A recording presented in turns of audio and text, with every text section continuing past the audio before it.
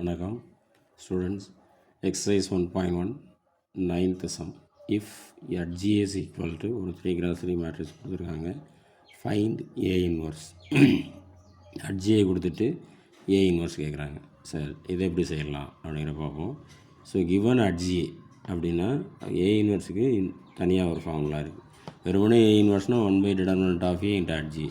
But நமக்கு G கொடுத்துட்டு A inverse கேட்டாங்கன்னா அதுக்கு ஃபார்முலா என்ன அப்படின்னு பார்த்தீங்கன்னா plus or minus 1/√of determinant of GA into GA. இதான் அந்த ஃபார்முலா. ஸோ இதை யூஸ் பண்ணி நம்ம இதுக்கு ஏ இன்வர்ஸ் கண்டுபிடிப்போம். சார், இது எப்போ யூஸ் பண்ணணும்னா GA கொடுத்துட்டாங்கல்ல. சரி, ஏன்னா ஏ இன்வர்ஸ் யூஸ்வலாக 1/determinant of A into GAன்னு யூஸ் பண்ணுவோம். இது GA கொடுத்துட்டாங்கன்னா இந்த ஃபார்முலா தான் யூஸ் பண்ணணும். சார் பாருங்கள், இப்போ முதல்ல நான் determinant of GA கண்டுபிடிச்சிக்கிறேன்.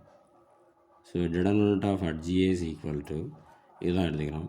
First row எடுத்துக்கிறேன். ஸோ ப்ளஸ்ஸு மைனஸ்ஸு ப்ளஸ் ஆல்டர்னேட்டிவாக யூஸ் பண்ணுறோம். இதில் ஜீரோ அந்த நம்பர் எடுத்தோன்னா அதுக்கு நேராக அந்த ரோ காலம் ஒமிட் பண்ணிட்டு கிராஸ் மல்டிபிள் பண்ணுவோம். இங்கே ஆல்ரெடி ஜீரோங்கிறதுனால 0 இன்ட்டு எனிதிங் 0 அப்படியே எழுதிக்கலாம். So minus into minus plus 2. So 2க்கு நேராக உள்ள அந்த ரோ காலம் ஒமிட் பண்ணிட்டோம் அப்படின்னா இந்த ரெண்டு நம்பரும் இருக்கும். ஸோ இதை கிராஸ் மல்டிபிள் பண்ணுறோம். 6 6 ஆர் 36. நடுவில் கிராஸ் மல்டிபிளிகேஷன் நடுவில் ஒரு மைனஸ் வரும். Minus into minus plus 3 6 or 18. So plus into minus minus 18. Sir அடுத்தது ப்ளஸ் 0 இன்ட்டு எனிதிங் 0 தான். ஸோ அதை நம்ம மல்டிபிள் பண்ண வேண்டியதில்லை. So 0 plus 2 into 36 minus 18 plus 0. So 36.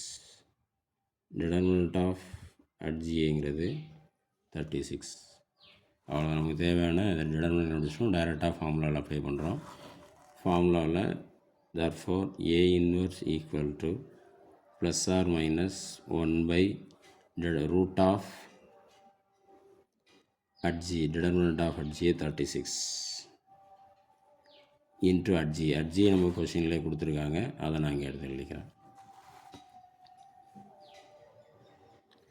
G 0 minus 2 0 6 2 minus 6. So minus 3 0 6.